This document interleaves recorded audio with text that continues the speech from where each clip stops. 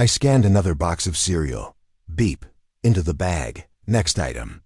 The rhythm had become second nature after 3 years behind Register 7, the kind of muscle memory that lets your mind wander while your hands work automatically, paper or plastic. I asked Mrs. Henderson, the retired teacher who came in every Tuesday for her weekly groceries. Always the same items: cat food, frozen dinners, and a single bottle of wine. Before we jump back in, tell us where you're tuning in from. And if this story touches you, make sure you're subscribed, because tomorrow I've saved something extra.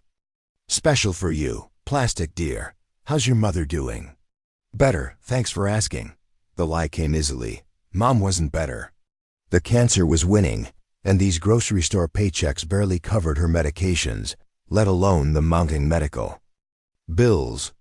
But Mrs. Henderson didn't need to carry that burden. My name tag, read Elena Vasquez, in bold black letters, though most customers never bothered to read it.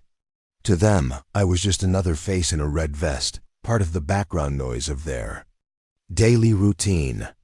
They had no idea that these same hands bagging their groceries had once disarmed explosive devices in Kandahar. That the woman asking if they found everything okay had spent 6 years as an EOD specialist, defusing bombs that could level city blocks. That was a lifetime ago.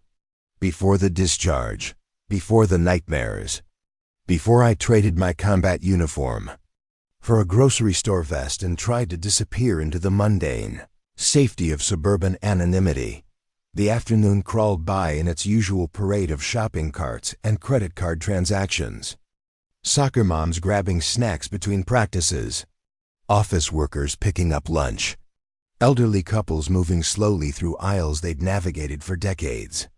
Normal people living normal lives, blissfully unaware that their world could shatter in an instant. I was thinking about Mom's doctor appointment tomorrow when the first gunman walked through the automatic doors. He moved wrong. Too deliberate, too focused. His eyes swept the store in a pattern I recognized: tactical assessment, looking for exits, cameras, threats. The bulge under his jacket wasn't a wallet. I'd seen enough concealed weapons to spot one from 50 yards. My blood went cold as 2 more men entered behind him. Same purposeful stride, same predatory awareness. They split up naturally, one toward the pharmacy, one to the customer service desk, the third heading straight for my lane. This wasn't a robbery. Robberies were sloppy, desperate things. This was an operation. Ladies and gentlemen, the lead man's voice carried across the store with practiced authority. Everyone remain calm, and this will be over quickly. We're here for someone specific. Cooperate, and no one gets hurt. The store erupted into chaos. Screams echoed off the linoleum floors as shoppers dove behind displays or ran for exits that were already being blocked. Children cried.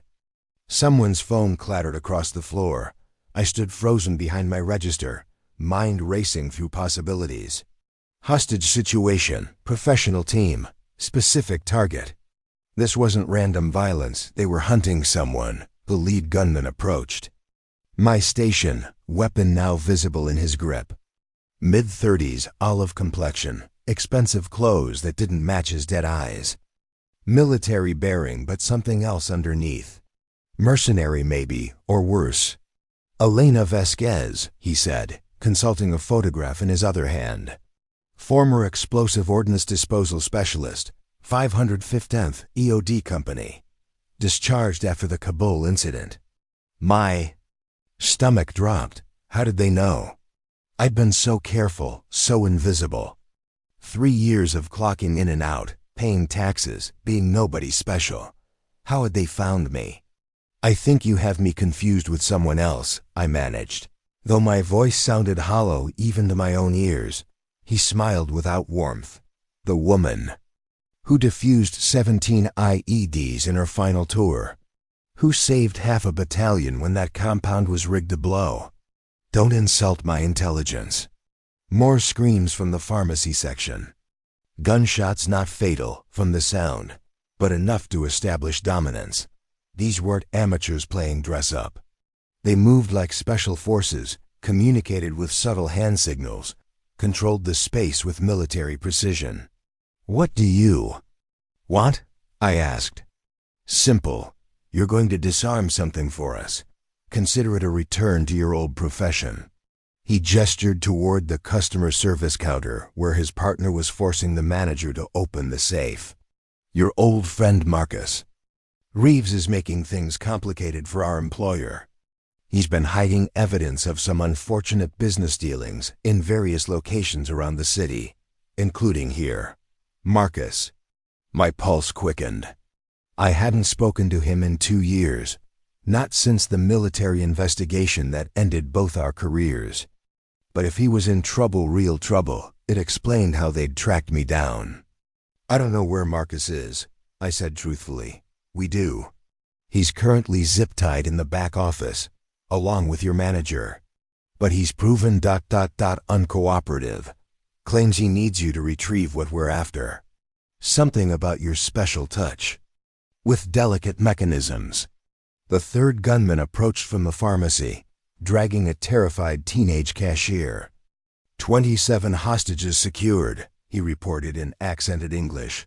Local police response estimated at 12 minutes. 12 minutes. In 12 minutes, this place would be swarming with SWAT teams and negotiators and media vans. These professionals knew exactly what they were doing.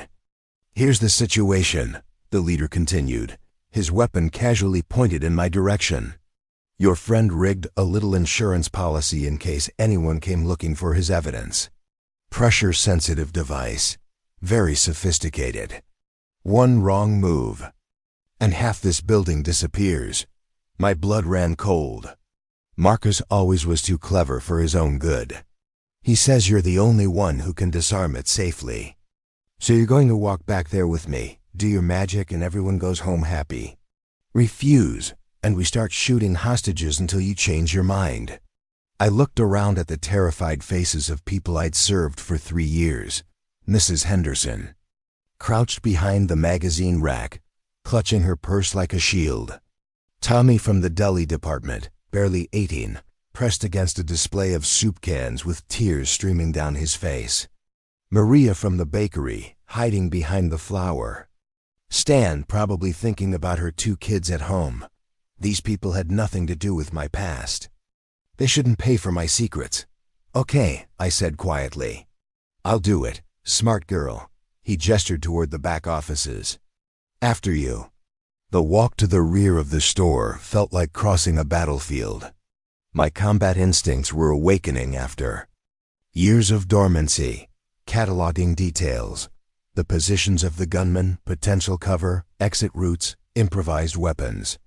The part of me that had survived 6 years of war zones was stirring to life. In the office, Marcus sat zip-tied to a chair, his face already showing signs of interrogation.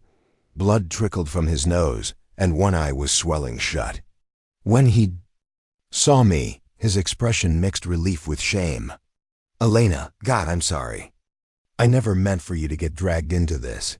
Where is it?" I asked, all business.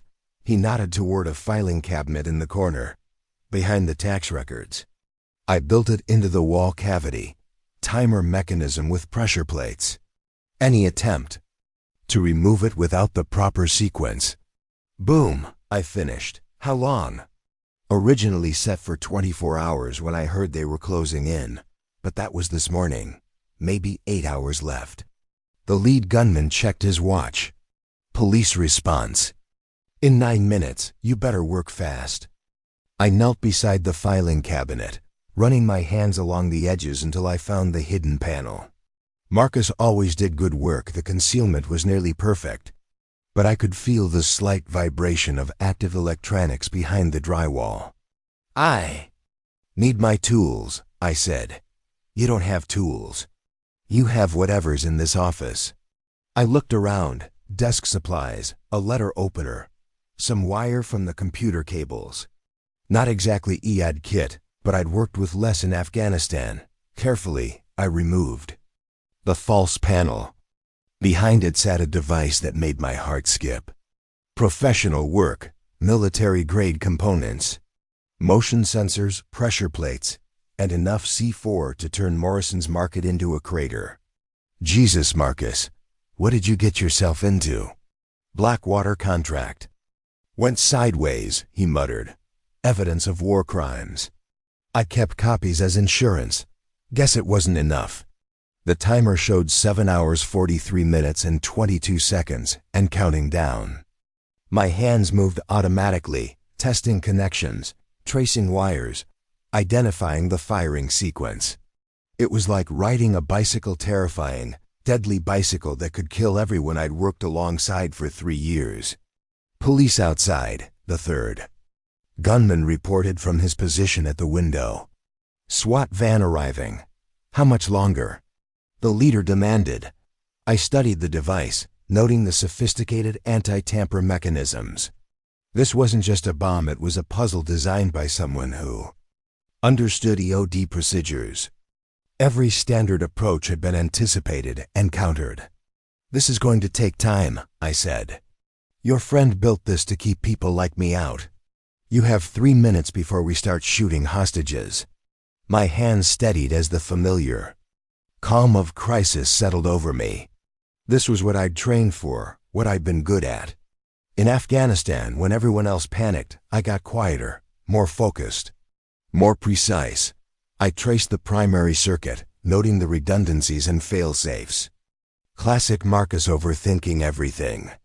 But that gave me an advantage. I knew how his mind worked. 2 minutes, the gunman said. The first wire, red, leading to the pressure sensor. But red was too obvious. Marcus would have ... there. Yellow wire, nearly hidden behind the battery pack. That was the real trigger. 1 minute. I found the sequence not random, but based on coordinates, the location where we'd first met in Kandahar. Our old fob designation. I entered the numbers into the digital display. Wrong. The timer continued counting. Down. Voices outside. Megaphones. The police were setting up their perimeter. Soon this would be a standoff, and these professionals would start making demands. Wait. I'd entered the wrong coordinates. Not where we met, but where we'd save those Marines when the compound was rigged to blow. The day that defined both our careers and destroyed them. New numbers into the keypad. 6 hours 42 minutes and 1 second. 6 hours 42 minutes and 0 seconds. The timer stopped. The device powered down with a soft electronic whine. Done, I said, sitting back on my heels. The leader smiled grimly. Excellent. Now the evidence. Marcus shook his head. That wasn't the deal. I disabled the bomb, you let everyone go. I made no such deal. He raised his weapon. The drives now. They're not here, Marcus said. You think I'd keep everything in one place? The gunman's expression darkened.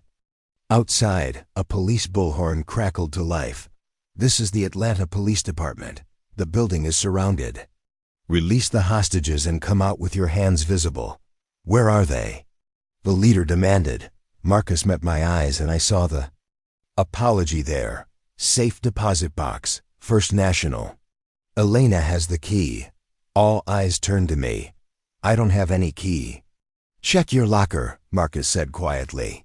Emergency contact stuff I left with you years ago. My employee locker. I'd never cleaned it out completely, just kept adding layers of work clothes and personal items over the months and years. Buried somewhere in that mess could be anything. Move, the gunman ordered. The trip to the employee break room felt surreal. Police spotlights swept the windows. Helicopters circled overhead. And I walked through it all like I was heading to another shift. Another day of scanning barcodes and asking about paper or plastic. My locker was third from the left. Combination lock I'd had since high school. Inside, spare uniforms, emergency snacks, tampons, a photo of Mom from before the diagnosis. And wedged behind everything else, a small envelope I'd forgotten about. Inside the envelope, a safe deposit box key and a note in Marcus's handwriting. If you're reading this, I'm in trouble. Box 447. Use it wisely. The leader snatched the key. Perfect. My employer will be pleased. Now let everyone go, I said. He laughed. I'm afraid that's not possible. You've both seen our faces.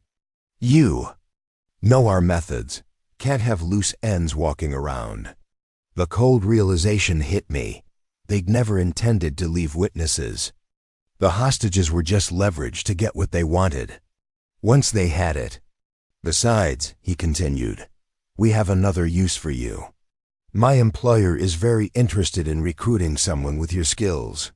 Former military OD specialists don't grow on trees. I'm not interested. You will be. We have ways of making people interested. The radio on his belt crackled. Boss, SWAT is setting up. Snipers on the adjacent buildings. We need to move. He keyed the mic. 5 minutes. Then we execute the exit strategy. Exit strategy. That probably meant hostages weren't walking out of here alive. I thought about Mrs. Henderson, about Tommy and Maria, and all the other innocent people caught up.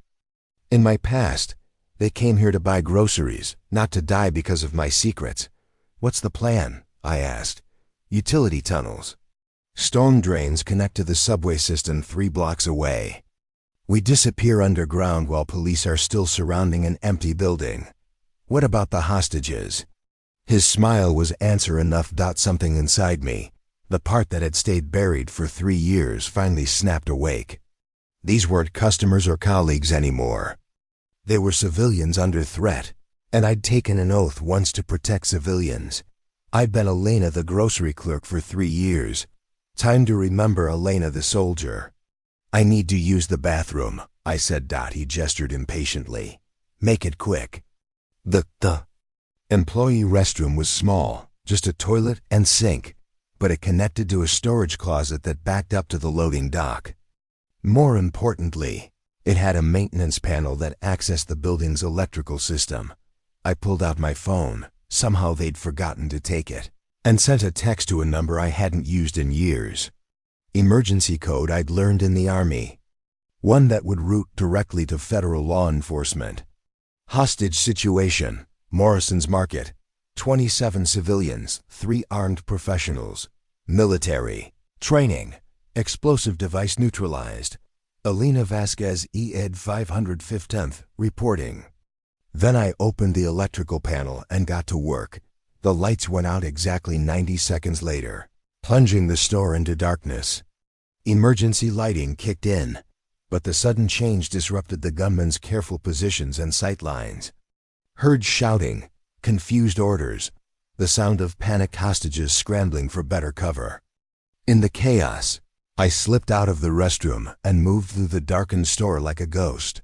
3 years of working here, memorizing every aisle, every display, every blind corner. This was my terrain now. The first gunman was by the pharmacy, trying to re-establish visual contact with his team.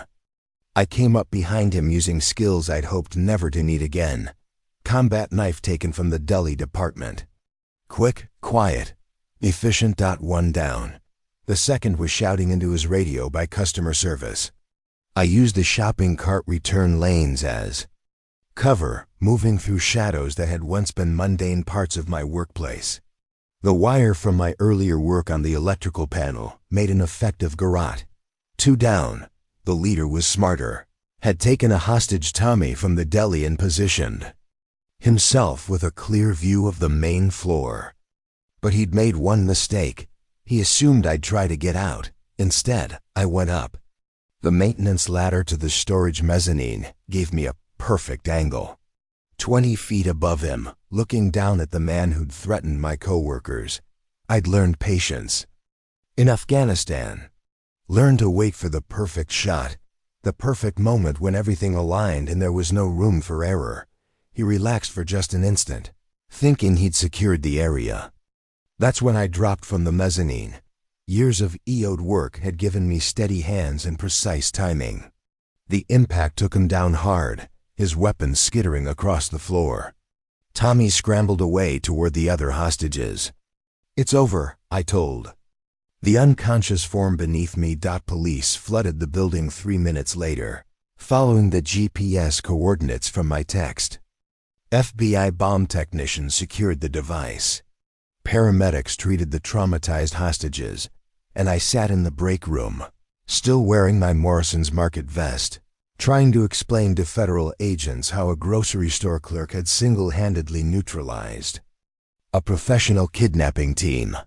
Your military record says you were discharged after a psychological evaluation, Agent Martinez said, consulting her tablet. Post-traumatic stress, unsuitable for continued service. The evaluation was correct. I said, I wasn't suitable for continued service. Too many close calls, too many bombs, I needed out. But you kept your skills. I looked through the break room window at the store floor, where crime scene technicians were documenting everything. Tomorrow there would be news vans and reporters. And questions I didn't want to answer. You never really lose them, I said. You just hope you never need them again. Agent Martinez closed her tablet. We'll need a full debriefing, but preliminary assessment suggests this was a private military contractor working for persons unknown. Your friend Marcus was involved in some complicated international business. Is he going to be okay? He'll recover. And he's agreed to cooperate fully with our investigation. Says he owes you his life. I thought about Mrs. Henderson already calling me a hero to anyone who would listen. About Tommy, who kept thanking me with tears in his eyes. About Maria, who'd hugged me and whispered prayers in Spanish.